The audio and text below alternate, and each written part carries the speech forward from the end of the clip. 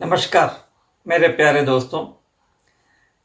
मुझे काफ़ी लोग बोलता है कि एंग्जाइटी के टाइम पे और एंग्जाइटी के बाद, पैनिक अटैक के टाइम पे और पैनिक अटैक के बाद काफ़ी दिनों तक लोगों को साउंड सेंसिटिविटी होता है। मतलब कोई भी आवाज़ सुनने पे वो चौंक जाते हैं और आवाज़ सुनने के बाद चौंक जाते हैं और उसी आवाज़ को फिर बाद में डरते हैं। इसको हम नॉइस सेंसिटिविटी बोलते हैं।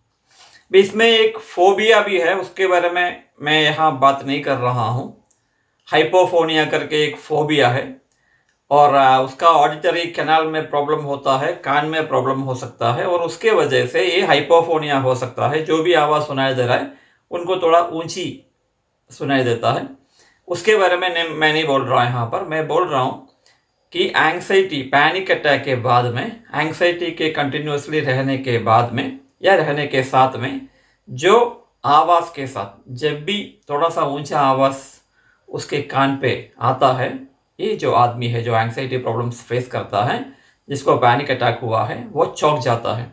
इसका कारण क्या है, इसी के बारे में मैं इस वीडियो में बोलने वाला हूँ।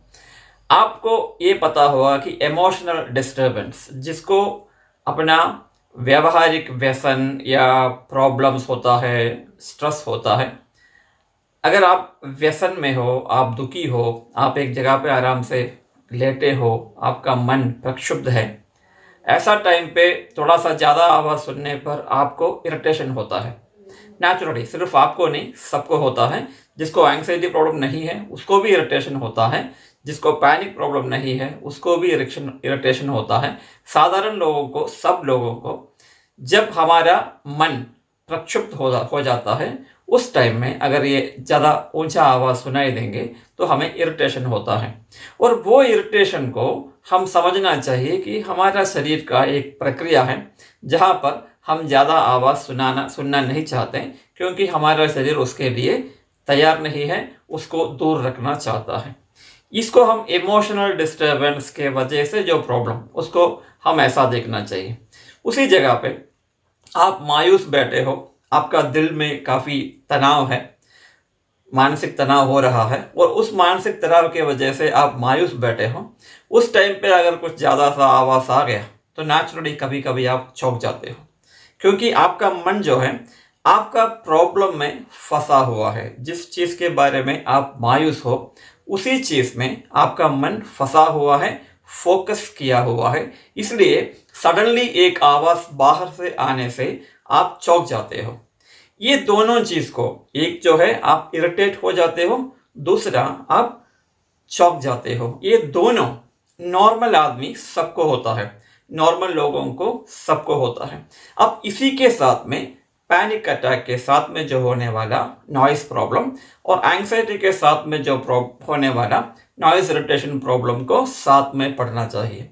अगर ये दोनों हम कंपेयर करके देखेंगे तो आपको पता चलेगा पैनिक अटैक के साथ में आने वाला और एंग्जाइटी अटैक के साथ में आने वाला साउंड प्रॉब्लम के साथ में ये दोनों कोई फ़र्क नहीं है, कुछ ज़्यादा फ़र्क नहीं है, सिर्फ हम डर रहे हैं।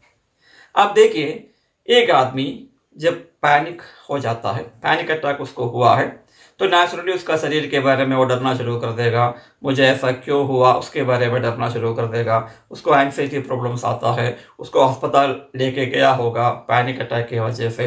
अस्पताल में डॉक्टर साहब उनको बताया होगा चिंता करने की कोई ज़रूरत नहीं है, आपका शरीर में सब कुछ सही है, आपको सिर्फ पैनिक अटैक हुआ है। ये सुनने के बाद में उसको थोड़ा सा तसल्ली मिलता है और वापस अपना घर आता है। वापस घर आने के बाद फिर वो सोचने लगता है, अगर मुझे कुछ नहीं है तो पैनिक अटैक क्यों हुआ, वैसा सिम्टम्स मुझे क्यों हुआ, वैसा लक्षण मुझे क्यों हुआ। ये सोच के वो फिर परेशान होता है, फिर डॉक्टर को शक करना शुरू कर देता है। जो डॉक्टर मुझे ये बताया था कि मुझे कुछ नहीं हुआ, उन्होंने कुछ नज़रअंदाज तो नहीं कर दिया, कोई चेक तो छोड़ तो नहीं दिया, ऐसा सोचने शुरू कर देता है। जब ऐसा सोचना शुरू कर देता है, उसको फिर कन्फ्यूजन होता है, फिर शक आता है। शायद उसके बाद इसी के वजह से, नेगेटिव थॉट्स के वजह से बनने वाला एंग्जाइटी के वजह से इसको फिर पैनिक अटैक हो सकता है। जब वो शक करता है, कंटिन्यूसली डर रहा है, कंटिन्यूसली शक करता है कि मेरा शरीर में अभी भी कुछ प्रॉब्लम है, डॉक्टर साहब ने उसको नज़रअंदाज किया है, ये एंग्जाइटी बरकरार रखता है। जब इसको पैनिक अटैक हुआ, उसके मन में नेगेटिव थॉट्स है, उसका मन में शक है, उसके मन में एंग्जाइटी है, वो इरिटेटेड है, वो फंसा हुआ है अपने सोच में, और साथ में अपना इमोशनल सेंसिटिविटी उसका ज़्यादा है। उस टाइम में अगर आप उसके हाथ में रख के पूछोगे, अरे यार तुम्हें क्या हो गया, क्यों ऐसा बैठे हो, वो बोलेगा अरे थोड़ा चुप रहो यार, मुझे अकेले रहना छोड़ दो। इसका मतलब क्या हुआ, वो इमोशनली सेंसिटिव है, दूसरे के बात सुनना नहीं चाहता। वही चीज़ अगर आप साउंड सेंसिटिविटी के साथ में देखोगे, जो आदमी परेशान है, जिसका पैनिक अटैक हुआ है, जिसका नेगेटिव थॉट्स हो रहा है, जिसका एंग्जाइटी हो रहा है, जो डरा हुआ है, साथ में इरिटेटेड है, इस आदमी को अपना जो सोच में फंसा हुआ है, एंग्जाइटी सोचों में, नेगेटिव थॉट्स में फंसा हुआ है, कंटिन्यूसली वही करता है, अगर उसको सडनली एक आवाज़ सुनाई देगा तो कैसे लगेगा?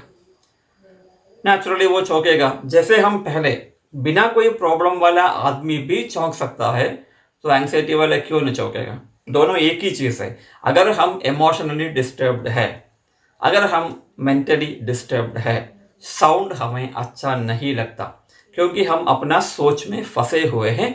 कोई भी साउंड हमारा शरीर को अच्छा नहीं लगता, मन को अच्छा नहीं लगता, उसको स्वीकार करने के लिए हमारा मन तैयार नहीं है। इसी को हम सीधा बोल सकते हैं कि साउंड सेंसिटिविटी एंग्जाइटी और पैनिक अटैक के साथ में जो आता है, वो साउंड सेंसिटिविटी और नॉर्मल आदमी को इरिटेशन के वजह से, इमोशनल डिस्टर्बेंस के वजह से जो साउंड सेंसिटिविटी आता है, दोनों बराबर की है। जब पहला आदमी को इससे कोई फर्क नहीं पड़ता, इससे कोई शारीरिक प्रॉब्लम नहीं बनता, इससे आगे कोई प्रॉब्लम नहीं बनता, तो पैनिक अटैक होने वाले आदमी को और एंग्जाइटी होने वाले आदमी को कैसे वो आगे बढ़ेगा? क्योंकि दोनों बराबर की है, दोनों एक तरह ही है। इसको समझ लेना चाहिए। पहले भी मुझे होता था, अभी भी है, बाद में भी हो सकता है। जब भी मैं इमोशनली डिस्टर्ब्ड हूँ, जब भी पैनिक अटैक वाला आदमी, एंग्जाइटी अटैक वाला आदमी, जब भी वो सोचना चाहिए, जब भी मैं इमोशनली डिस्टर्ब्ड हूँ, जब भी मैं फोकस्ड हूँ मेरे मानसिक तनाव पे, जब भी मैं इरिटेटेड रहता हूँ, जब भी इमोशनल डिस्टर्बेंस मुझे होता है, जब भी मैं एंग्शियस रहता हूँ, ये सब टाइम पे मुझे साउंड सेंसिटिविटी हो सकता है। पहले भी हुआ था, अभी भी हो रहा है, बाद में भी होगा। इस पर्टिकुलर साउंड सेंसिटिविटी को एंग्जाइटी के साथ, पैनिक अटैक के साथ में जोड़ना नहीं चाहिए। अगर आप जोड़ोगे तो फिर आपको डर पैदा होगा। ये प्रॉब्लम जो है सिर्फ एंग्जाइटी वालों को ही होता है, ये होता है पैनिक अटैक की वजह से, एंग्जाइटी के वजह से। ये सोच के आप फिर परेशान होना शुरू कर दोगे। इसलिए मैं पक्का क्लियर कट कह देता हूँ, जो साउंड सेंसिटिविटी, जो साउंड के साथ आप डरते हो, पैनिक अटैक के साथ में होता है, एंग्जाइटी के साथ में होता है, पैनिक अटैक के बाद में होता है, ये भी नॉर्मल है। जब आप एंग्जाइटी और पैनिक अटैक के ट्रीटमेंट करोगे, सही ढंग से रिलैक्सेशन टेक्निक्स वगैरह करोगे, नेचुरली आपका ये प्रॉब्लम चला जाएगा, पक्का चला जाएगा।